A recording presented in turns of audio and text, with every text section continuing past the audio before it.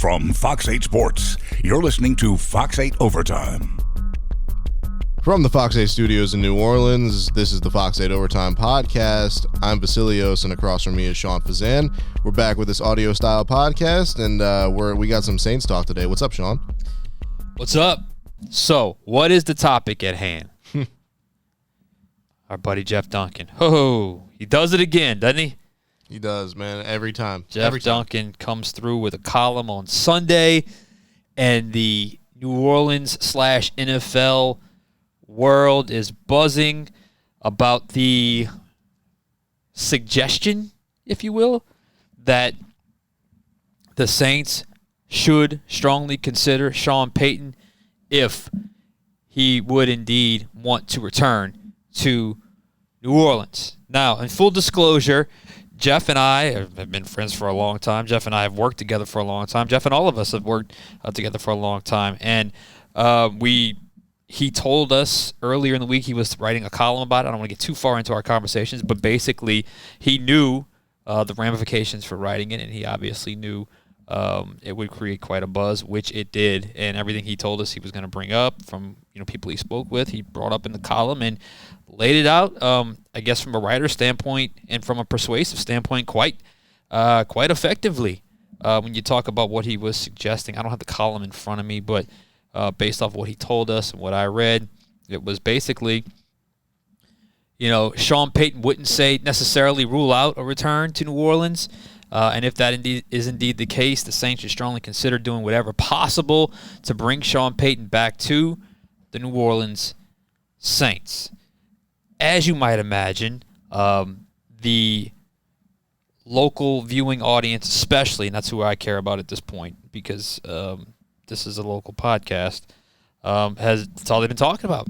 It's all they've been talking about. It's all they've been talking about. So I'm going to give you my feelings on the matter. First off, Jeff's column was a column. It wasn't a report. It wasn't however you want to call it. It was a column. A column in and of itself is an opinion piece. However, Jeff doesn't pull opinions out of thin air. He never does. He never will. That's why he's so effective as a columnist. That was basically written based off of, I'm sure, conversations that he's had, people that he's spoken with, and just given the vibe of the organization and where the team is right now, the fact that they're 4-9, that this opens up the avenue to have this conversation. If they were better, you wouldn't have to have it. It's just that simple. It's cut and dry. It's NFL. This is not Little League. This is the NFL. It's a bottom line business. We know that. In saying that, the question is, questions are, would Sean Payton really come back?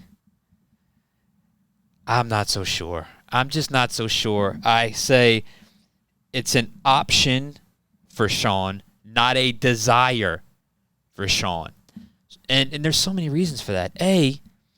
15 years is a long time in any job, in any walk of life. It's an eternity in the NFL as an NFL head coach at one stop. I mean, it's hard. It's hard. It doesn't happen very often. I know Belichick has. I think probably Tomlin's pretty close to that right now. Yep. You just don't see it all that often. The days of Tom Landry, Chuck Noll, those days have been gone for a while. Yeah. So I don't know that it would be a guarantee that he would come back or that he wants to come back. Just because he wouldn't necessarily slam the door and say no, that doesn't necessarily mean, hey, he's itching to get back in the seat. There's a lot of reasons for that. As I mentioned before, 15 years is a long time. But B, Dennis Allen's one of his most trusted guys. Yep. And whether he likes it or not, there's going to be those that basically infer from this column that Payton, it almost paints him in a little bit of a questionable light, in that it almost looks like he would be the type that he is almost undercutting one of his guys in DA. There is no one. Everyone knew when Sean Payton left, DA was the guy to rise to the top, and Sean Payton wanted that. He wanted DA to be the next guy.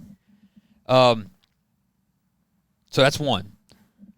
And I realize I'm probably in the minority here, but I'm going to be the first one to verbalize it out loud. at least from who I've heard and spoke and think. I listen to a lot of local podcasts and local radio and read a lot and all that stuff. I mean, of course, you have conversations, but am I crazy? But I don't think a second act with Sean Payton is going to be as successful as the first one. I agree. I mean, I don't.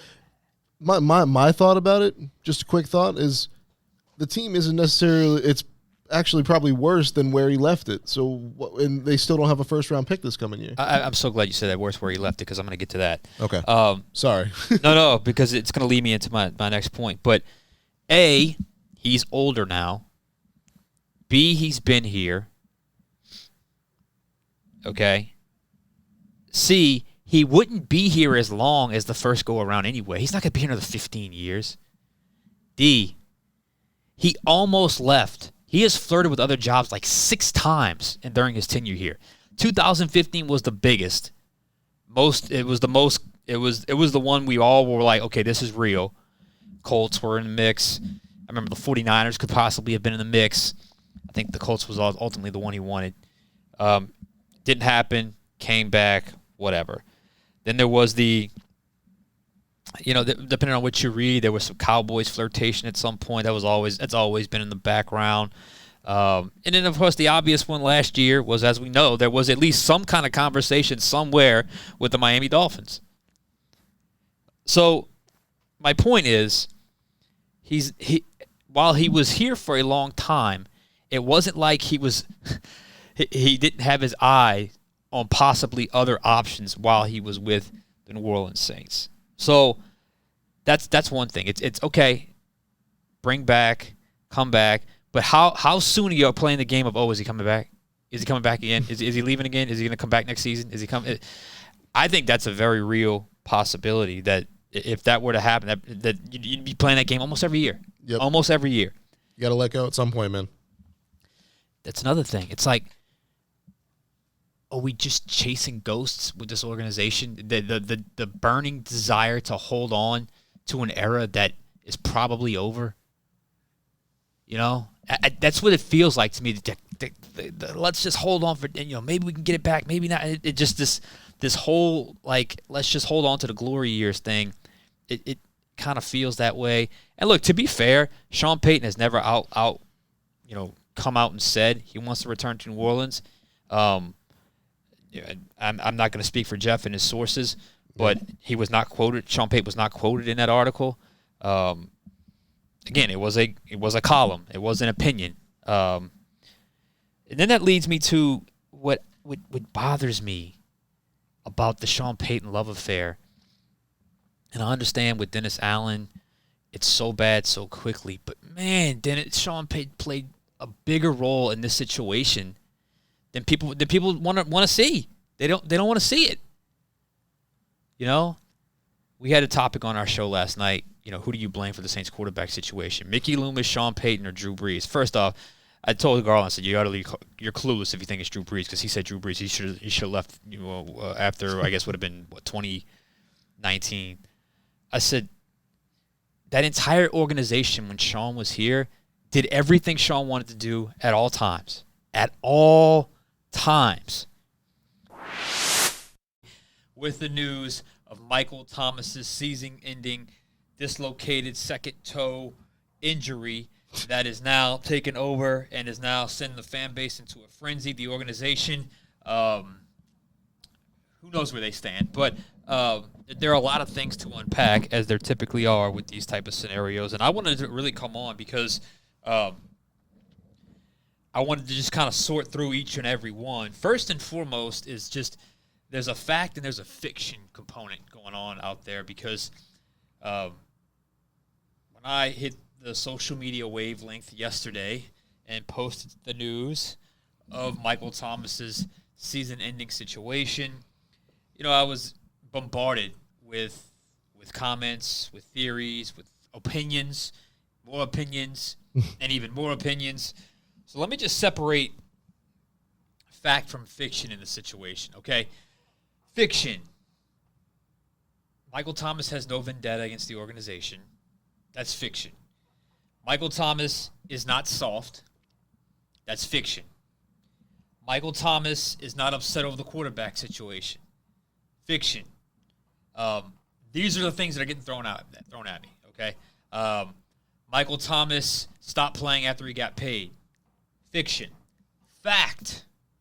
Michael Thomas, 29, will be 30 in the offseason. This is the fact. Body is breaking down. Michael Thomas's body is breaking down. Michael Thomas will play football again. He will not play a full NFL season ever again in his career. Michael Thomas cannot. His body's breaking down. Will not win there. I think the organization has successfully figured out a way to manage without him, especially this year when it comes to Chris Olave. But you sure would like to have him. Yeah. You sure would like. And as I said before, Andy Dalton has really managed. He's never had Mike Thomas. He's managed without him, and he's kind of figured out the rhythm here with the players that they do have available. So that's where we're at with Michael Thomas. Again, I told you it was a lot to unpack. We spent 21 minutes, 22 minutes here just on the different layers of this Michael Thomas situation. So we'll see what next week brings us, because we've had 2 jam-packed, star-studded podcasts the last 2 weeks because the topics have just been so good. So keep them coming. All right. We got Monday Night Football this week right here on Fox 8. Make sure you tune in for pregame. Pregame begins at 5:30, goes until 7. And, of course, you guys can find us anywhere you listen to your podcast, that be it Spotify, Apple, anywhere. For Sean Fazan, I'm Vasilios. We'll catch you guys next time on the Fox 8 Overtime Podcast. From Fox 8 Sports, this has been Fox 8 Overtime.